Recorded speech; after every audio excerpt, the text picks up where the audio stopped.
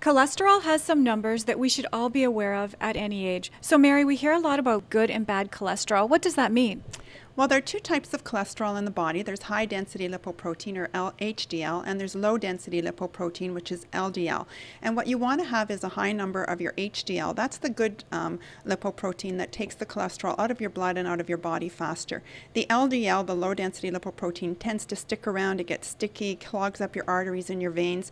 And so ideally what you want to have is a high HDL, a low LDL, and what the actual doctors are often looking for is a good ratio between the two.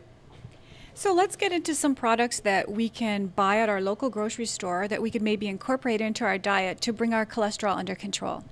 Sure, and one of the most important things to realize is that plants have no cholesterol. So the more plant or vegetarian your diet is, the lower your cholesterol intake will be.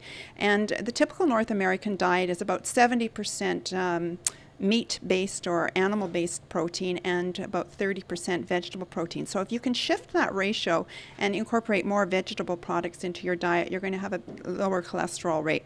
Oatmeal, of course, we all know that it's really, really good for lowering your cholesterol. You can also go with beans and lentils, great way to get protein without your cholesterol. You can take things like nuts and seeds. Again, you're going to get some high protein levels and no cholesterol.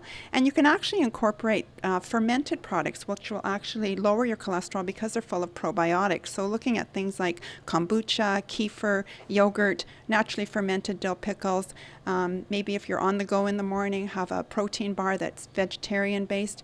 And there's also something now called vegetarian before 6. So some people don't eat any meat-based products or dairy-based products until after 6 p.m. and it's a great way to lower your cholesterol intake.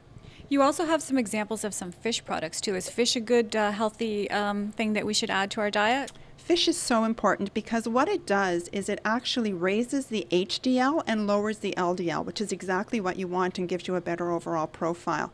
So it's a great way to do it. If you don't like fish, take a fish oil supplement. Make sure it's certified that it meets the Norwegian fish oil standards or the international fish oil standards for no contaminants, and it's a great way to reduce your cholesterol naturally. What about for some quick healthy snacks too?